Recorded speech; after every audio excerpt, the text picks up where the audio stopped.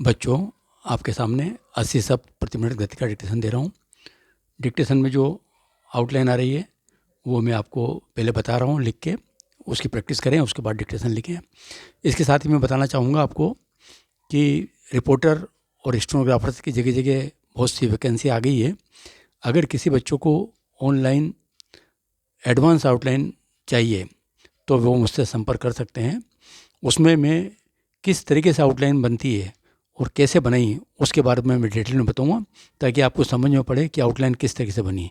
जो भी बच्चा इसमें रुचि रखता है आउटलाइन लेने में, तो मुझसे मोबाइल पे 9414842949 पर संपर्क कर सकते हैं।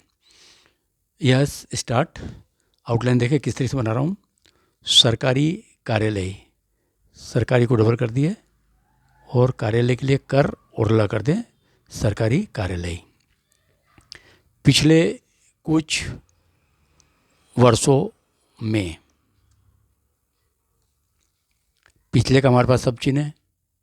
ये पिछले कुछ का सब चिन्ह लगाओ यहाँ पर। ये पिछले कुछ वर्षों में, पिछले कुछ वर्षों में करोड़ों रुपए खर्च कर, कर से करोड़, रू से रुपए, खर्च कर, करोड़ों रुपए खर्च कर।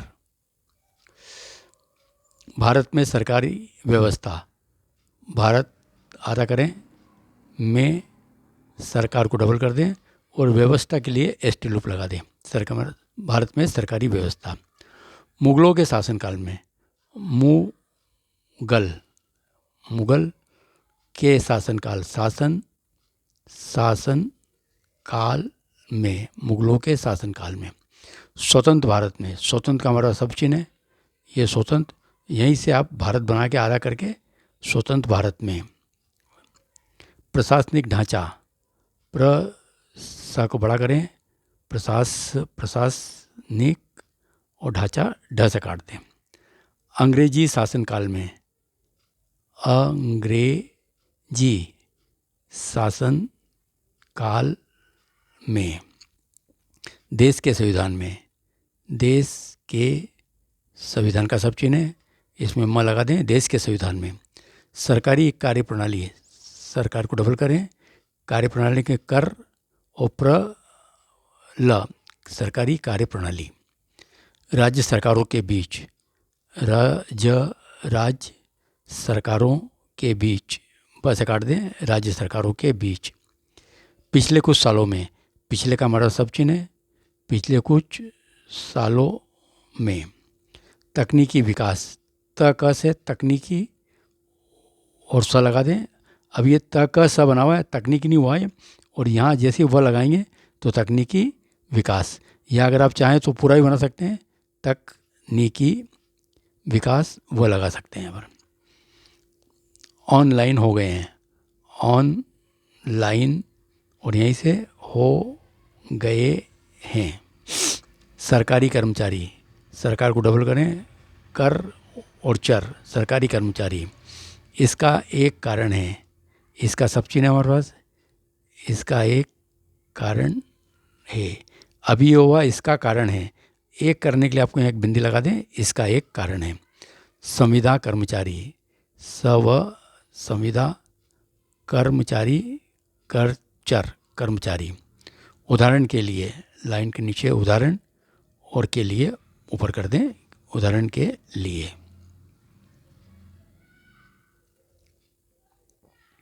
आगे देखें, सरकारी सेवा, सरकारी कर्मचारी सेवा, सरकारी डबल करें, कर्मचारी सेवा, सव लगा दें। सेवानिवृत्त किया जा सकता है, से सेवा, निवृत्त का न आधा कर दें, किया जा सकता है, सेवानिवृत्त किया जा सकता है।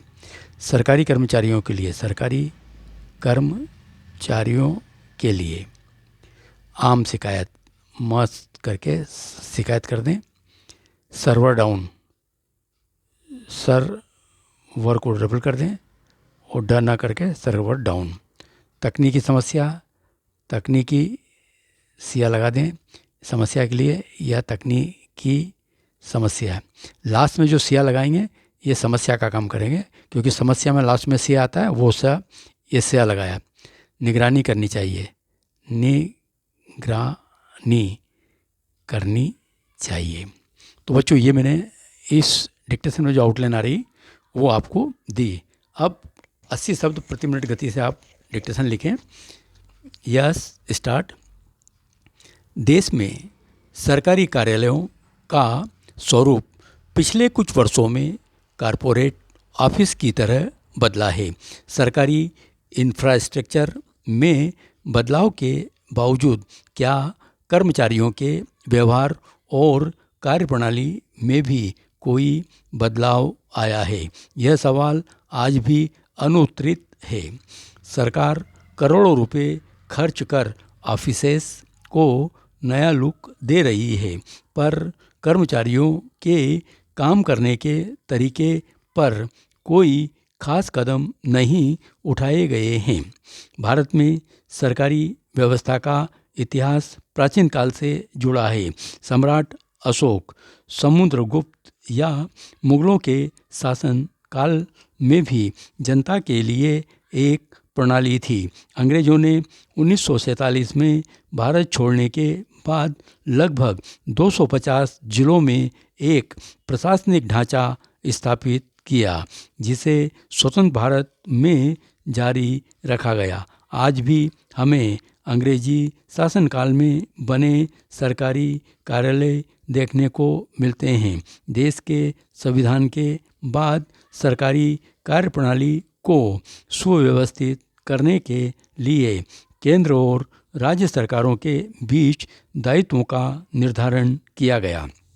सरकारी कार्यालयों में अक्सर जनता को जाने की ज़रूरत होती है, लेकिन पिछले कुछ सालों में तकनीकी विकास से कई काम ऑनलाइन हो गए हैं। हालांकि यह दावा पूरी तरह सच नहीं है, क्योंकि कई मामलों में जनता को अब भी ऑफिसों के चक्कर लगाने पड़ते हैं। बात करें सरकारी कर्मचारियों की, तो उनका व्यवहार पहले से और अधिक निराशाजनक हुआ है। इसका एक कारण यह है कि सरकारी कर्मचारियों की भर्ती में कमी आई है और अब कई कार्यालयों में संविदा कर्मचारियों की संख्या बढ़ी है। ये संविदा कर्मचारी जिम्मेदारी से कम कार्य करते हैं और जनता के प्रति इनकी जवाबदेही बहुत सीमित होती है। इससे कर्मचारियों में गति की बजाय अड़चनें बढ़ी हैं। सरकार ने कर्मचारियों को जवाबदेही सुनिश्चित करने के लिए कुछ नियम भी बनाए हैं। उदाहरण के लिए पेंशन नियमों के तहत 56J के अनुसार अगर कोई सरकारी कर्मचारी सेवा में बने रहने के योग्य नहीं है तो उसे सेवानिवृत्त किया जा सकता है। कई अधिकारियों को जबरन सेवानिवृत्त भी किया गया है। इसके बावजूद कर्मचारियों में सुधार की खास उम्मीद नज़र नहीं आती। सरकारी कर्मचारियों के लिए एक आम शिकायत यह रही है कि उनके कार्यालयों का ढांचा पहले से बेहतर नहीं था। हालांकि अब यह समस्या हल हो रही है, क्योंकि सरकारी कार्यालय कॉरपोरेट ऑफिस की तरह अच्छे हो रहे हैं। फिर भी काम में कोई तेज़ी नहीं आई है। कई सरकारी कर्मचारियों का बहाना यह रहता है कि कंप्यूटर नहीं चल रहा है, सर्वर डाउन और अन्य तकनीकी समस्याएं आ रही हैं। यह सिर्फ बहाने बनाने का तरीका लगता है और सरकार को ऐसे कर्मचारियों की निगरानी करनी चाहिए।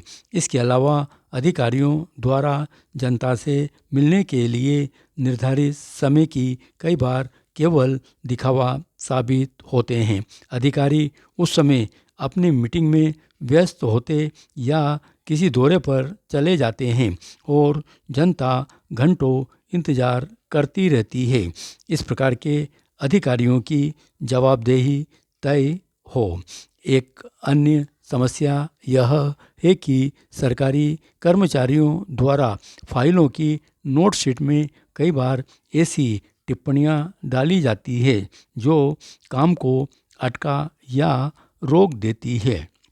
सिटीजन चार्टर के तहत कार्यों की समयबद्धता तय की गई है, लेकिन काम समय पर पूरा नहीं हो पाता। अक्सर कर्मचारियों द्वारा लोगों से सुविधा शुल्क की मांग की जाती है, जो पूरी तरह से अनैतिक है। ऐसे कर्मचारियों को चिन्हित करना और उन्हें सज़ा देना जरूरी है। इससे साफ है कि सरकारी कार्यालयों और कर्मचारियों के व्यवहार में सुधार की बहुत ज़रूरत है। सरकार को न केवल कार्यालयों की सुविधाएं बढ़ानी चाहिए, बल्कि कर्मचारियों की जवाबदेही सुनिश्चित करने के लिए सख्त नियम भी लागू करने चाहिए। यदि जनता अपने काम को जल्दी और आसानी से नहीं करा पा रही है, तो सरकार को इसके लिए ठोस कदम उठाने होंगे। आज देश का हर नागरिक प्रत्यक्ष या अप्रत्यक्ष रूप से टैक्स देता है और सरकारी खर्चों में उसकी हिस्सेदारी होती है। सरकारी कार्यालयों में जनता को राहत देने के लिए केवल सुविधाओं का विकास नहीं, बल्कि कर्मचारियों की कार्यप्रणाली में भी बदलाव जरूरी है। सरकार को एक मजबूत मॉनिटरिंग सिस्टम और जवाबदेही की दिशा में काम करना होगा, ताकि सरकारी कार्यों में पारदर्शिता और तत्परता लाई जा सके। धन्यवाद।